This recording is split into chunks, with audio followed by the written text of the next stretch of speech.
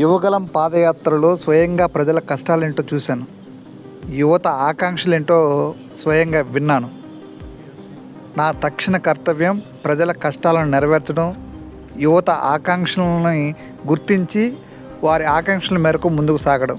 అందుకే ఇప్పుడు వాట్సాప్ ద్వారానే అన్ని సేవలు, ప్రభుత్వ సేవలన్నీ కూడా వాట్సాప్ ద్వారానే అందించే కార్యక్రమానికి శ్రీకారం చుట్టాను. అద్భుతమైన కార్యక్రమం.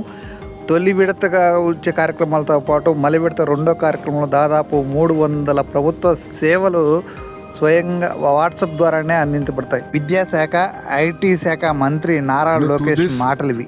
Initiative, we believe that Andhra Pradesh is again at the forefront of e-governance initiatives. In the past, the entire nation used to look at Andhra Pradesh and what are we doing so they can adopt. I believe this is the first step in that direction. And from RTG, from IT department, you will be seeing more and more such initiatives coming. Our entire objective is to keep the citizen as center of our universe and look at what are all the touch points of the citizen, how do we resolve their problems, how do we ensure that on a day-to-day issues, both the government and the political system is not relevant. So to get basic documents, why should they come to a government office or why should they meet an MLA is a question, is a challenge that I have taken. మీ అందరు తెలిసిందే, యువగలం పాదయాత్ర చేశాను. 3132 కిలోమీటర్లు నడిచాను. ఈ ఆలోచన నాకు యువగలం పాదయాత్ర నుంచి మొదలైంది. మీరు ఒక్కసారి కానీ మా స్పీచ్లు కూడా మీరు చూస్తుంటే, నా స్పీచ్ చూస్తుంటే నేను పదే చెప్పేవాడిని. ఒక బటన్ నొక్కితే భోజనం వస్తుంది, ఒక బటన్ నొక్కితే సినిమా చూస్తున్నాం, ఒక బటన్ నొక్కితే ట్యాక్సీ వస్తుంది, కానీ ఒక బటన్ నొక్కితే ఎందుకు ప్రభుత్వం మీ దగ్గరికి రావట్లేదు, ఆ ఛాలెంజ్ నేను స్వీకరిస్తున్నానని ఆనాడు చెప్పాను. అందుకే ఈరోజు మన మిత్ర, ప్రజల చేతిలోనే ప్రభుత్వం, ప్రజల చేతిలో పాలన, మాది ప్రజాప్రభుత్వం, ఈ నినాదంతో ఈరోజు ఇది మేము ప్రారంభించడం జరుగుతుంది. యువగలం పాదయాత్రలో అడుగడుగున ప్రజలు ఎదుర్కొంటున్న సమస్యలు నేరుగా తెలుసుకునే నాకు అవకాశం లేదు. పొద్దున నేను బస్ దిగి పాదయాత్ర ప్రారంభించిన దగ్గర నుంచి మళ్ళీ తిరిగి బస్ ఎక్కే వరకు ప్రజలతో ఉన్న, కార్యకర్తలతో ఉన్న, నాయకులతో ఉన్న, ఊరు నుంచి ఊరు నేను నడిచేటప్పుడు కూడా అక్కడ ప్రజలతో మాట్లాడేవాడిని, లేదంటే కార్యకర్తలతో మాట్లాడేవాడిని, నాయకులతో మాట్లాడేవాడిని, వాళ్ళ సమస్యలు నేను తెలుసుకునేవాడిని. అది జరిగినప్పుడు నేను రైతుల్ని కలిసా, మహిళల్ని, విద్యార్థుల్ని, కుల వృత్తుల వాళ్ళని కూడా కలుస్తాం జరిగింది. వాళ్ళందరినీ కలిసినప్పుడు వాళ్ళు ఒకటే అడిగారు, పద్దాక మమ్మల్ని మా కాస్ట్ సర్టిఫికేట్ ఉందంటే ప్రతి ఇన్ని నెలలకు ఒకసారి మిమ్మల్ని ఎందుకు తీసుకోవాలి, ఇన్కమ్ సర్టిఫికేట్ ఉంది మళ్ళీ మేము అధికారుల దగ్గరికి ఎందుకు వెళ్ళాలి, పవర్ బిల్ చెల్లించాలంటే ఎందుకు సీమ్లెస్గా మేము చెల్లించలేకపోతున్నాం, లేదంటే ఆర్టీసీ టికెట్ తీసుకోవాలన్నా మేము బస్ ఎక్కిన తర్వాత ఎందుకు తీసుకోవాలి, ముందర మేము ప్లాన్ చేసి ఎందుకు తీసుకోకూడదని పదే నన్ను అడగటం జరిగింది. ఇంతేకాకుండా మీరు చూస్తే గత 5 సంవత్సరాల పరిపాలనలో నేను అనేక సందర్భాల్లో సర్టిఫికెట్ రానికుండా చేసిన పరిస్థితులు చూసాం. అంటే అది చూసిన తర్వాత ఎందుకు అట్లా ఉండాలి. మీరు చూస్తే దుగ్గిరాల నియోజకవర్గంలో ఒక ఎంపీటీసీ గారు పోటీ చేస్తుంటే, దుగ్గిరాల మండలంలో ఎంపీటీసీ గారు పోటీ చేస్తుంటే సర్టిఫికెట్ ఆనాడు ఇవ్వలేదు, కావాలని బీసీ సర్టిఫికెట్ ఇవ్వలేదు. సో ఆ రోజు నాకు అర్థమైంది, సిస్టంలో ఒక లోపం ఉంది, ఇది కరెక్ట్ చేయాలి, ఎవరు ఇట్లా సర్టిఫికెట్ కోసం ఎవరు ఇబ్బంది పడకూడదు అనే ఆలోచనతో మొదలైంది. మీరు చూస్తే ఇప్పుడు అందరి జోబులో, ప్రతి ఇంట్లో ఒక స్మార్ట్ ఫోన్ ఉంది, అందరి జోబులో స్మార్ట్ ఫోన్ ఉంది. మా అంచనా ప్రకారం 60% మందికి స్మార్ట్ ఫోన్ అనేది ఈరోజు ఉంది. దాంట్లో ప్రధానంగా వాట్సాప్ అనేది అందరు ఇన్స్టాల్ చేసుకుంటారు. మీరందరూ కూడా వేలాది గ్రూపుల్లో ఉంటారు. నాకు కూడా ప్రభుత్వం పొరపాట్లు చేస్తే నాకు కూడా ఇక్కడున్న మీడియా మిత్రులతో సహా ప్రజలు కూడా మెసేజ్లు చేస్తాం జరిగింది. సో అప్పుడు నాకు వచ్చిన ఆలోచన, అంటే యువగలం పాదయాత్రలోనే లేదు, వాట్సాప్తో వర్క్ చేయాలి, అదొక ప్లాట్ఫామ్, అందరూ వాడే ప్లాట్ఫామ్ అని ఆలోచించి నేను సంధ్య గారికి మేము అవుట్రీచ్ చేసి కలిసిన తర్వాత ఒక ఇనిషియల్ డిస్కషన్ అయిన తర్వాత వాళ్ళు ఏమన్నారంటే, ప్రపంచంలోనే ఎక్కడ ఇన్ని సర్వీసెస్ ఒకేసారి ఒకే ప్లాట్ఫామ్ అయినా తీసుకురాలేదు, బిట్స్ అండ్ పీసెస్ వచ్చినాయి. సో ఆర్టీసీ చేసి ఉండొచ్చు, లేదంటే మున్సిపాలిటీ చేసి ఉండొచ్చు, ఎవరు వాళ్ళు చేశారు, యాజ్ అ స్టేట్ ఎవరు చేయలేదు.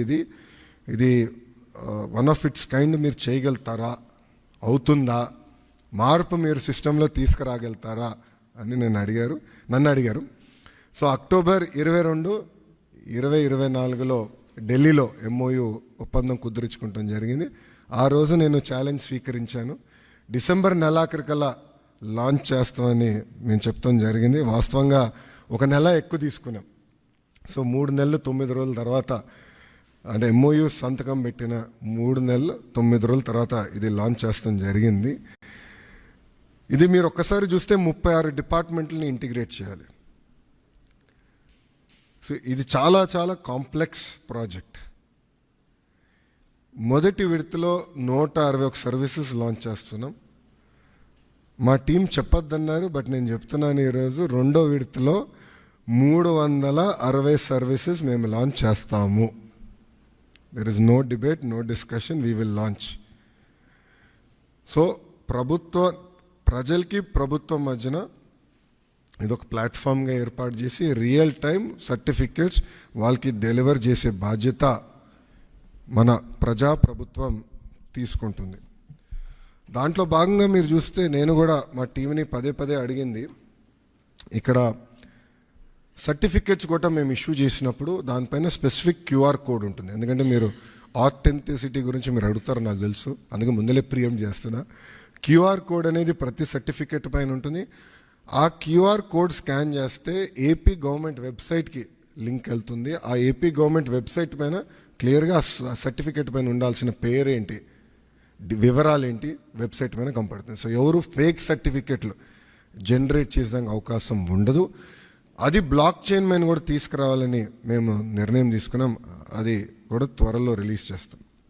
సో ఇప్పుడు మీరు చూస్తే ఈ సర్వీసెస్ అన్నీ, ఒక పక్కన రెవెన్యూ సర్వీసెస్, రెండో పక్కన మున్సిపల్ సర్వీసెస్, మూడోది ఎండోమెంట్. అంటే దేవాలయాల్లో కూడా TTD మినహా అన్ని దేవాలయాలు వచ్చినాయి. 2వ విడతలో TTD కూడా ఈ సర్వీసెస్లోకి వస్తుంది. దేవుడు ఆశీస్సులు ఉంటే ఈ సర్వీసులోకి వస్తుంది. అంతేకాకుండా ఇప్పుడు సెలెక్షన్ నంబర్కి వెళ్ళి సెలెక్షన్ ఉంటుంది, మీరు సెలెక్ట్ చేయాలి. నెక్స్ట్ ఫేజ్లో AI బాట్ మేము అమలు చేస్తాం.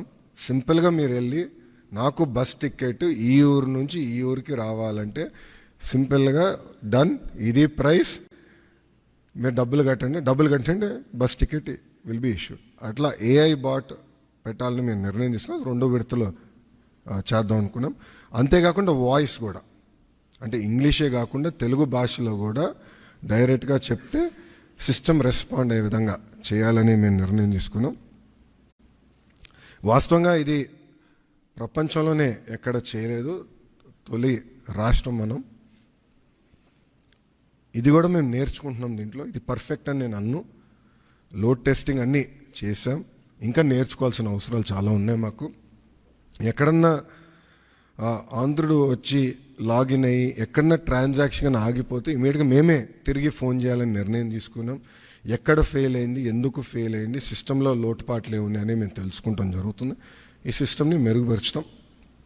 అంతేకాకుండా ఇప్పుడు రియల్ టైం గవర్నెన్స్లో కూడా ఇంటిగ్రేషన్ ఆఫ్ డేటా అన్ని డిపార్ట్మెంట్స్ నుంచి జరుగుతుంది.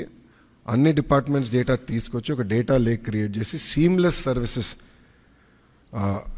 ఆంధ్రులకి అందించాలని లక్ష్యంతో మన ప్రభుత్వం పనిచేస్తుంది. సో ఇది బ్రాడ్ ఎజెండా. ఇది గత 3 నెలలుగా టీమ్స్ అహర్నిశలు కష్టపడ్డారు. గత 15 రోజులుగా స్ట్రెస్ టెస్టింగ్ కానివ్వండి అన్నీ చేస్తాం జరుగుతుంది. ఇంకా ఫైన్ ట్యూన్ చేయాలనేది నాకు ఇంకా అర్థమైంది. ఇదొక జర్నీ, ఇది డెస్టినేషన్ కానే కాదు. ఇది ఇంకొక 6 నెలల్లో I believe we can bring out an ideal product. అంటే అన్ని సర్వీసెస్ AI వాయిస్ కలిపి ఒక 5-6 నెలలు పడుతుంది. ఇది ఫేజ్ 1 కింద లాంచ్ చేస్తాం జరిగింది. సో ఏదైతే నేను పదే పాదయాత్రలో చెప్పానో, ఏ హామీ అయితే నేను పాదయాత్రలో ఇచ్చానో దాంట్లో భాగంగా ఈ హామీ నేను నిలబెట్టుకుంటాం జరిగింది. ముందు ఇది స్ట్రీమ్లైన్ చేస్తాం. RTGలో కూడా నేను భాస్కర్ గారు కూడా క్లియర్గా చెప్పాను, citizen is our centre of universe. Citizen services మనం డెలివర్ చేయాలి, అతనుకున్న పెయిన్ పాయింట్స్ అన్ని మనం రిజాల్వ్ చేయాలని పదే నేను భాస్కర్ గారు కూడా చెప్తాం జరిగింది. ఆ దిశగా మన ప్రభుత్వం ముందరికి వెళ్తుంది. ప్రజలే చూస్తారు వచ్చే 6 నెలలు సంవత్సరం లోపల ఎంత మార్పు వస్తుందనేది ప్రజలే గమనిస్తారని ప్రజలందరూ తెలుపుకుంటూ